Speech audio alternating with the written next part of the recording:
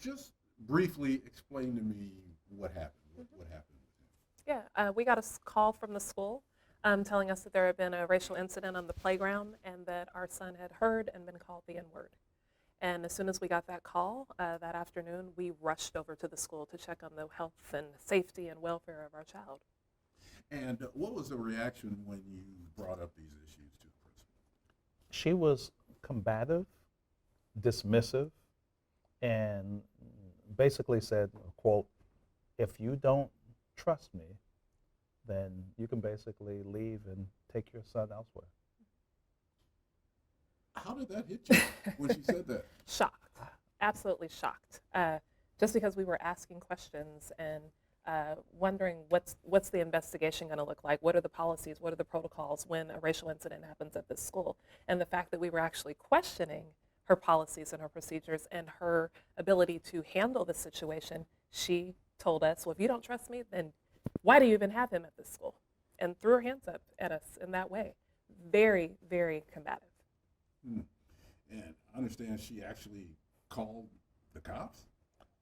So, and this is where, like, I'm sorry, I get triggered because when you understand what happens with black men when the cops are called, she wielded a level of power that was so irresponsible that in the wrong situation, I might not be alive.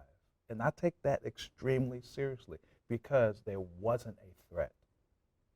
And I'll even tell you this. Someone from the police department, they reached out and was like, hey, Mike, we're just checking on you. Is everything okay? Mm-hmm.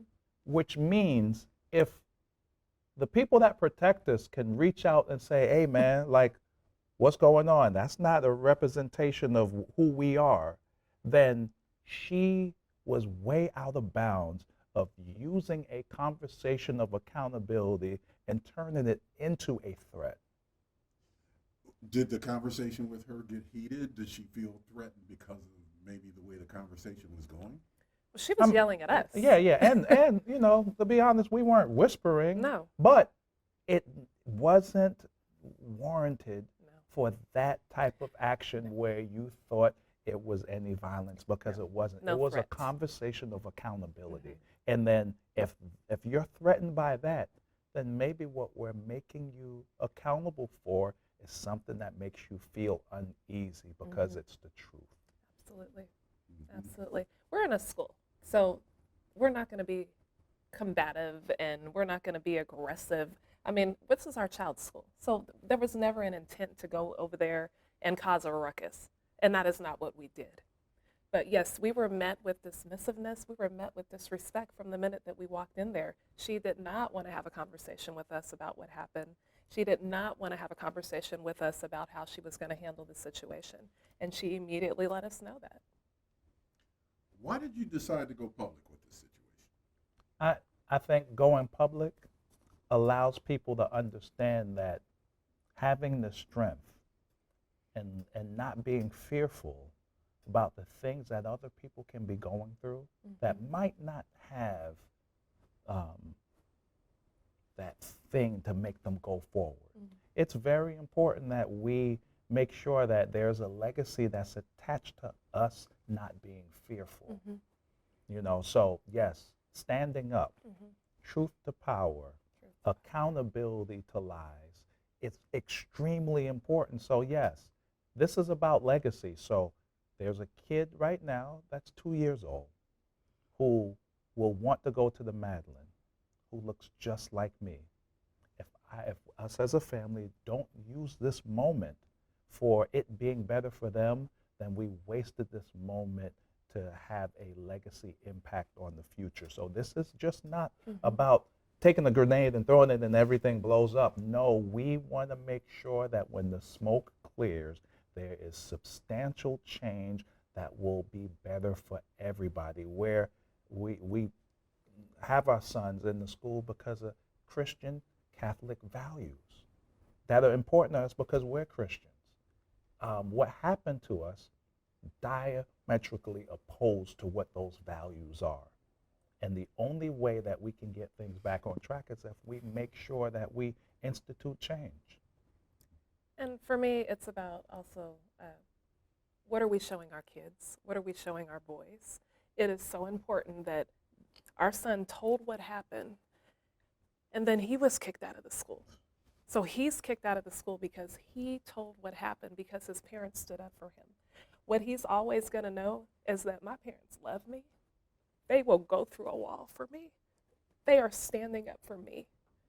Both of our sons are going to know that we are standing up for them and for, like Mike said, so many other kids that this happens to every single day. And so we've accepted the responsibility that this is not something we were looking for. But if not us, then who? It's time. Change has to happen. And if it has to be us, then it has to be us.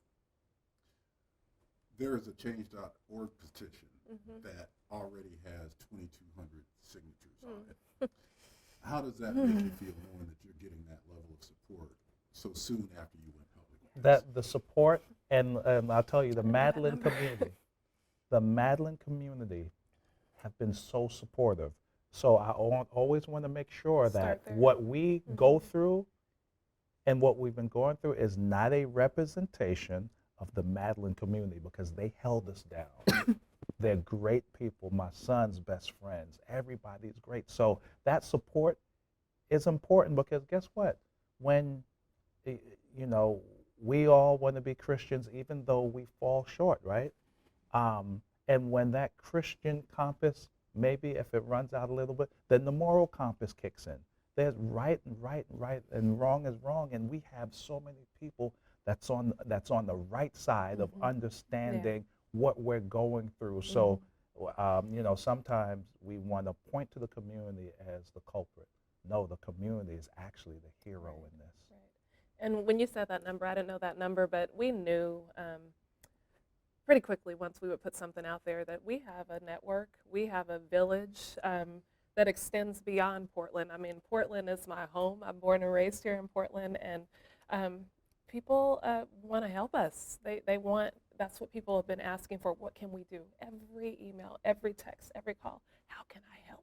How can I help? People want to know how to mobilize. They want to know how to activate. And so we thought of the petition. Here's a way that people can have their voices heard. And there, of course, we want to find more ways to mobilize this village, because people are upset. They see a 10-year-old child hurting. And then this makes them think of, some people have shared with us their own children and what they have gone through here in school system. So this is real. This has hit home for a lot of people, and that's why they're signing that petition. That's why they're sending it out. It's bigger than it's bigger than we thought, I think, honestly. But again, like I said, we had to step up and accept that opportunity to effect change. Last thing, what do you think the school should do about the principal who treated you in this manner? Well, we've been very clear about that. She cannot lead that school into the future. For that school, for the school community to be able to heal and to move forward and to grow and to learn, because this is a learning opportunity for everyone. In order for that to happen, she is not the person that can lead the school at this time. The trust and the confidence in her ability is no longer there. How she treated us as parents by calling the police, how she treated our son, she and the father at the school who together sent us a termination letter at 5:09 p.m. on a Thursday. You tell us that our child is kicked out of the school with 2 months of school left.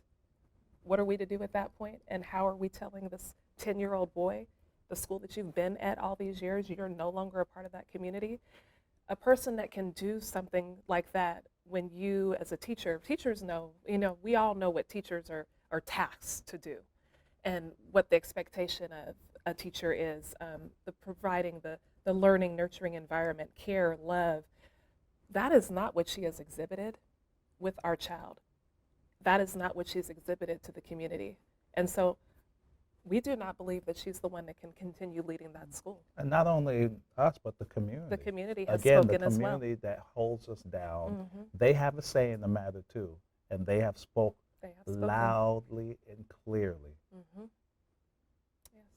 Yes. Anything else you want to add? Yeah, I do.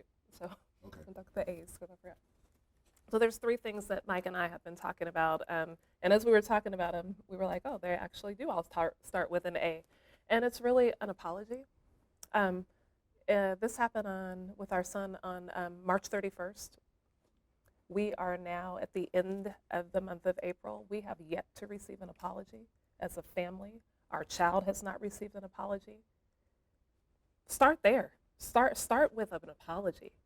Then there's an acknowledgement of wrongdoing. Acknowledge that what you did was wrong. What happened to our son was wrong. He should not have been kicked out of the school. There should not have been retaliation against our child because you're angry at his parents for questioning your process. That is not what you do. That is not what you do. And then lastly, accountability. Take accountability and let's move forward and better the school. And let's take those steps. Let's get some training in place. Let's do the work to make that school better. The families that are there that we love and care about, they deserve that. Those children that we know that are there, they deserve that. Future kids that look like us and don't look like us, everybody deserves that from that school community. And leadership needs to be put in place that can make that happen. How's your son handling all this? He's up and down. And this is the big thing. Like we speak and we want to make sure that we affect change, but one of the most important things that could be asked upon us is just how is he doing? Mm-hmm. He is up and down. It is a crapshoot. One day I might roll the dice and he's happy, and the next day he's wondering why the school that he loves so much doesn't love him. And I learned a really big lesson from him because he still runs track for that school. And the school name is right here. And we bought him a sweatshirt that didn't have the name on it because I was so upset. And you know what he said to me? He said, Daddy, they're still counting on me to win. And he put the shirt back on that said Madeline. How can a 10-year-old have the wherewithal to be more forgiving and understanding than the adults? And he taught me a lesson because I was mad. I was like, do not wear that shirt. So he's still standing strong and still mentally struggling with the fact of rejection.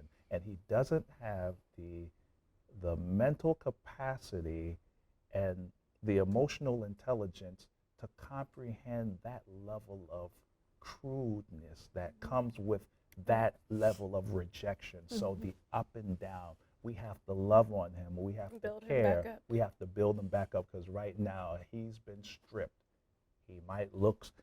He's running track and he's doing things to take things off his mind, but when the dog and pony show is over and he's alone, mm-hmm. that's when he needs us the most. So he's just doing. Yeah. He's got an awesome big brother who understands and is there for him, and they talk, and he's just supportive. He's got a good circle. He's got wonderful grandparents who are all over it with him. And Ken, as a mom, when your child hurts, you hurt. And I hurt because my child hurts. And my older son, he hurts because his brother hurts. And it's a lot of pain to have to deal with, but we know that what doesn't break us makes us stronger, and he's going to be better because of this. Our older child is going to be better because of this. We're all going to be better because of this. But the pain is real. Pain is real. The pain is real. Thank you very much for talking to us about it. Thank you, Ken. Thank you. Yeah. I'm good. Do you want a couple just shots? Yeah. Tight shots while you guys are talking? You're good. There we go with the tissue. Yeah, well, it's good to see you both. This is the best way to end it because yes. if it would have been somebody I didn't know, I would have turned into Hulk and came back with a whole ripped suit like I'm turning furniture over because that's how upset I am. Sure, I understand. I got to be cool in the interview, but the internal and the external are not matching up right now. Mm-hmm. I am cool because I can't resonate as the angry black man that wanted to tear shit up on camera. Mm-hmm. Yeah. But the person inside me right now is him. because of what they did, and it was extremely intentional. Mhm. They're going to have to pay. How many other black kids are at that school? There's only like 250 kids Yeah, at the there's school. less than 10. Less than 10. Less than 10. Yeah. We're talking about 6%. Yeah. And it's always been that way since our older son was there. He's a freshman in high school now, but it was never a lot of black students when he was there either. But we've never not felt welcome until this new leadership team came in 2 years ago. Okay. It's a new been priest. 2 years. Yeah, new priest and a new principal, and definitely a shift in culture once they came. Now, not to say that things were perfect. They were never perfect. And of course, we're never trying to prevent, like we saying that things are not going to happen, but it's how you respond to things. Mhm. And this group just doesn't know how to Yeah, respond. Father Mike don't know and how the old principal, this would never went down on their watch. Yeah, they Never, just ever. don't know how to respond, don't know how to put the mechanisms in place. And what we've talked about is that we don't feel like they understand the community, that they feel like the community wants them to hide things, and that's not the community that the school is at all. This is not a community. We're in Multnomah County. This is not a community that in Northeast Portland. You're in Northeast Portland. Like Yeah. this is not what the people there, mostly white. This is not what they. This is not their expectation. This is Yeah. not their desire. It's not Richmond, Virginia. Yeah. Yeah, well, I've got, I never had an experience like your son, but I've got a Catholic school Oh, background yeah. as well. Yeah. Mine was high school, though. Oh, okay. So I Okay. went to public school, Uh-huh. Rochester, New York. Okay. Oh, that's yeah, what's yeah. up. Yeah, public school until 9th grade, and then 9th through 12th, I was at the Catholic school. Okay. Yeah, see, I've been in Catholic school since I was 4. I Yeah, mean, we got it, man. yeah.